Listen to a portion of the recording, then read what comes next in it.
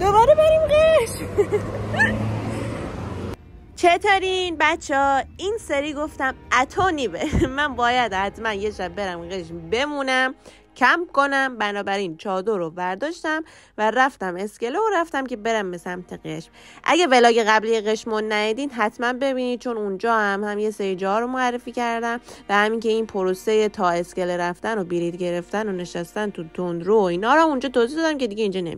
سوار اتوبوس دریایی که شدم طبق معمول کنار پنجره نشستم. بعد بچه‌ها یه چیز جالب نگاه کردم. ببین این موج دریا رو می‌بینی سفیده، یه جاهای سبز نئونی میشد. اصلا انقدر جالب بود، انقدر برام سوال پیش اومد چرا اینجوری میشه. خب زمانی که رسیدم گفتم اول برم یه فکری واسه نهار شامم بکنم. پس رفتم به این فروشگاهی که مرغ و گوشت میفروختن و توی این فروشگاه انواع مرغ و گوشت مزه‌دار شده داشت.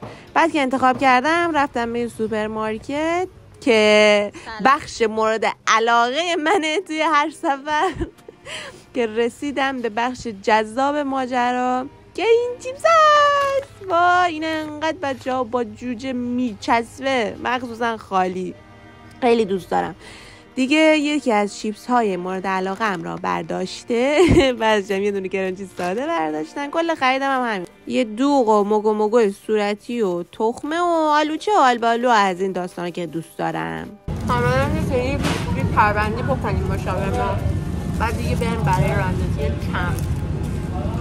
بعد سوار ماشین شدم که برم به جزیره ناز، ولی تو راه که داشتم میرفتم یه تابلو دره ستارگان دیدم که بعد متوجه شدم اونم یه جاذبه گردشگریه. گفتم حالا من که دارم این مسیر رو میرم، پس بذار برم ببینم اونجا چه خبره. دره ستارگان دختری نازم، نمیدونم چجوری گفتم شب بیام و گفتم شاید شب مثلا خوفناک باشه. بعد اصلا گفتم تا 5 بیشتر نیست. گفتم اون چیه مگه دره ستارگان نیست؟ نباید ستاره رو تماشا کنیم الان که آفتابه. گفت والا شما برید. خب بعد از اینکه از یک بازارچه خیلی خیلی کوچولو که حالا بیشترش هم آب میوه و اینا میفروخت که گرمم بود عبور کردیم. وای شطور! و این آقا هم که خارجی بود و مدل پیدا میکرد برای عکساش.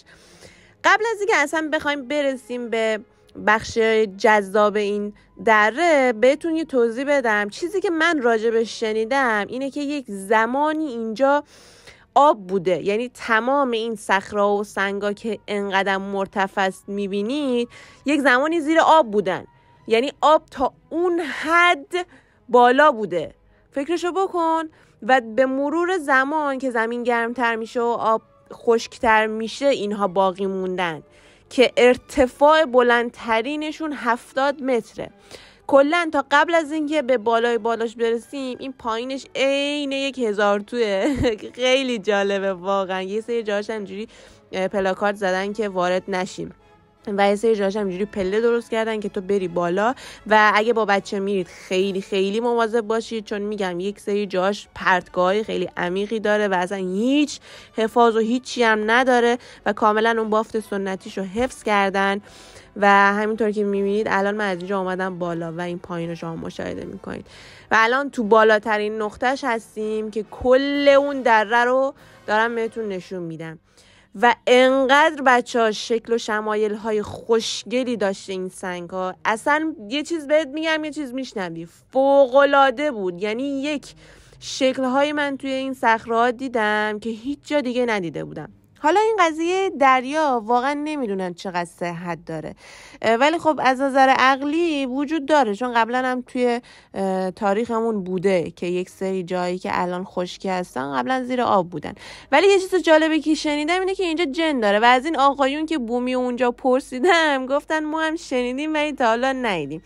بعد اینا داشتن دقیقاً این سنگریزهای کوچیکو میذاشتن که از یه حدی تو اونورتر نری، چون خیلی ها میگفتن زیر اینا خالیه و خدای نکرده ممکنه که وقتی که پاروش میذاری سست بشه و پرت بشی به سمت پایین. و اسم این دره هم به خاطر این گذاشتن ستارگان که چون به صورت کلی شبیه یک نوع ستاره دریایی. بعد رفتم جزیره ناز و اولین صحنه‌ای که دیدم این پاراگلایدرهای خوشگل بود که منم که میدونید اصلا نتونستم تحمل کنم که نرم و امتحان نکنم و اولین بارم بود یه دونه از این دوربینای سلفی به من دادن که نمیتونستی گوشیتو وصل کنی، یعنی با خود همون فیلمی که ازت میگرفتن درآمدزایی داشتن میکردن که بعدش فیلمو بهت بفروشن. و منم که میبینید عین این لاک پشتا رفتم جلو.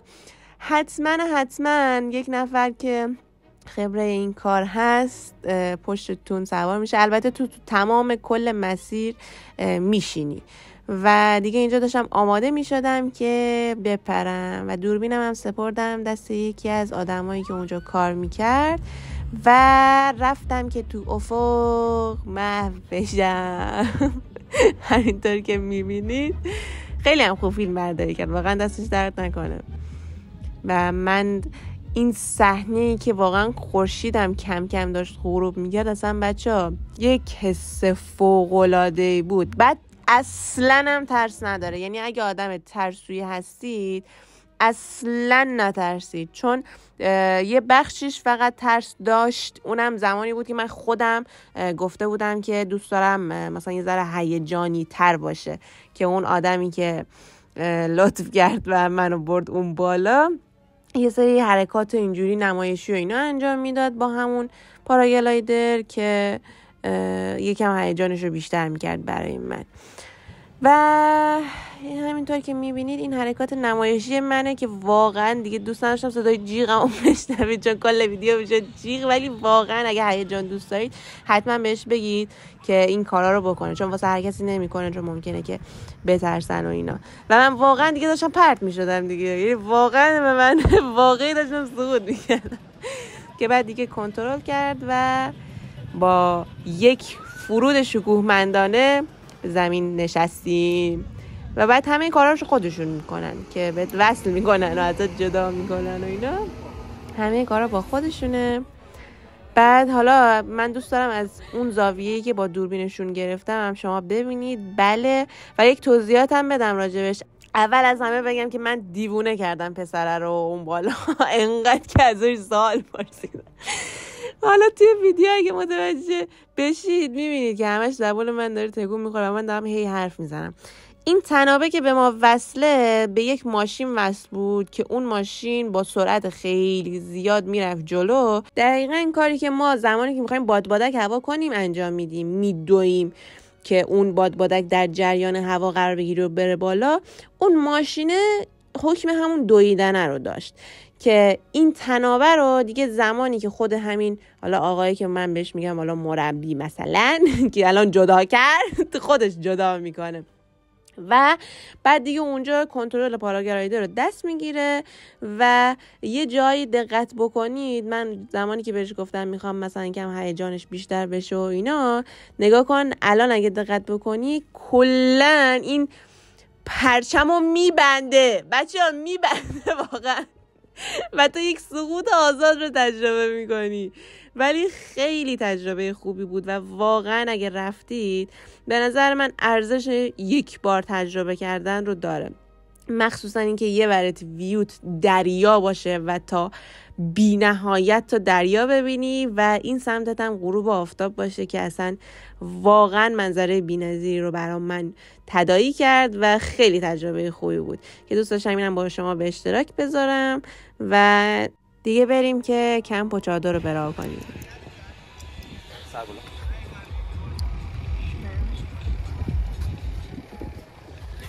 این هم غروب بی‌نظیر جزیره ناز. چادر زدم بالاخره. باز کردنش که راحته، جمع کردنش. البته اینجا یه حالت اینجوری نور چون بد میزنه، حالا از اون برای نشونتون میدم. یه حالت اینجوری مثل انزلی هست، اینجوری تفریگا درست کردن، اینجوری آلاچیخ طوری که مثلا توش چیز میزنن، چادری نمیزنن. بعد من دوست داشتم داخلش باشه، دوست داشتم روی دریا باشه صبح که بالا میشم جوش اون دریا رو ببینم. اون چوبارم جمع کردم برای آتیش درست کردن. یس، اینم دریا. اینجا جزیره ناز هستش، اونجا حالت تفریگا و این است. بعد باید توی آلاچیقا چادر میزدی ولی من دوست نداشتم. از اونجایی که تایم نهار رو از دست دادم دیگه واقعا گشتم شد و گفتم برای شام یه کاری کنم. بچه قارچ قارچه زغالی چقدر نورش کمه ولی یه دونه خوردم خیلی خوشمزه.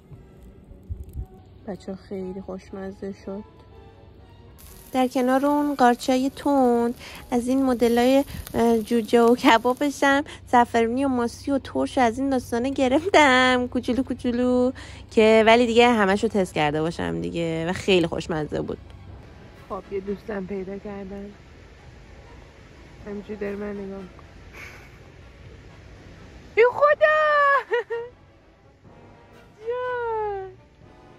شاممو خوردم کنار آتیش. الان میخواستم بیام یه قلیونی برای خودم درست کنم دیدم دریا همینجور داره میاد جلو. اگه تا 2 ساعت دیگه بیاد جلو باید باروبندی لبو جمع کنم و برم اون مرکز. انشالله که دیگه جلوتر از این نمیای مادر. بله من امیدوارم که دریا تا اینجا دقیقاً این مرز رو میبینید. امیدم بر اینه که تا اینجا میاد جلو و از این بیشتر نمیاد. البته با یاری خداوند وگرنه باز جمع کنم برم. یه چند ثانیه هم حرف نمیزنم که از صدای دریا لذت ببرم.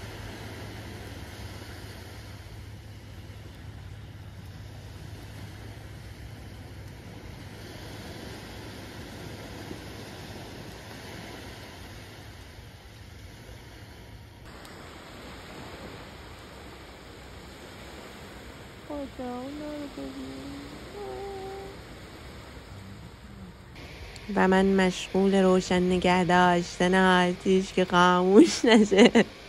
بچه اونجا سرویس بهداشتی هم بود و اتفاقا چون تازه داشتم میساختم خیلی تمیز بود. گفتم اینم بگم بهتون. صبحم که بلند شدم جای شما خالی یک کره گرفتم. اونجا سوپرمارکت هم بود. صبحونم نیمرو زدم بر بدن و بعدش دیدم نمیشه که نرم تو آب. یعنی واقعا میشود که آدم این آب به این زیبایی رو رها کرد و رفت. دیگه منم دست به کار شدم و رفتم تو آب و خیلی بچه آب هم تمیز بود، واقعا تمیز بود، همین که خیلی خنک بود. یعنی اگه میخواید به این جزیره سفر کنید حتما تو ماهای اسفند یا فروردین و اینا بیاد. خیلی هم خوشگل بود.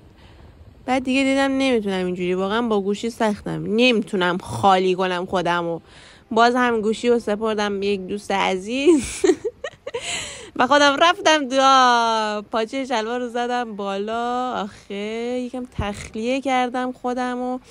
من اول میخواستم یه جایی برم چادر بزنم که سگ پر نزنه، ولی از جایی که خب دخترم و تنهام و دیگه قربونش برم مملکتمونم که خیلی امنه، اومدم اینجا تو همین جایی که دیگه بالاخره 4 تا آلاچیق دیگه هم بود و سرویس بهداشتی هم داشت و سوپرمارکت هم بود و آدم زنده پر میزد دیگه. اونجا چادر زدم. خدا رو شکر حالا خیلی بدم هم نبود و مخل آسایشم هم نشدن و واقعا اون آرامشی که خیلی به دنبالش در طبیعت میگشتم رو پیدا کردم.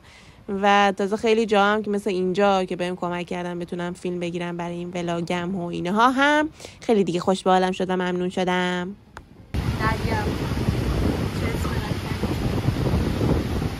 و این هم از همون زاویه آلاچیق کوفتی که مجبور شدم چادرم رو برگردونم اینجا و اصلا دوست نداشتم که تازه اتفاقا داشتن رنگش هم می‌کردن، فکر می‌کنم برای مهمونای نوروزی.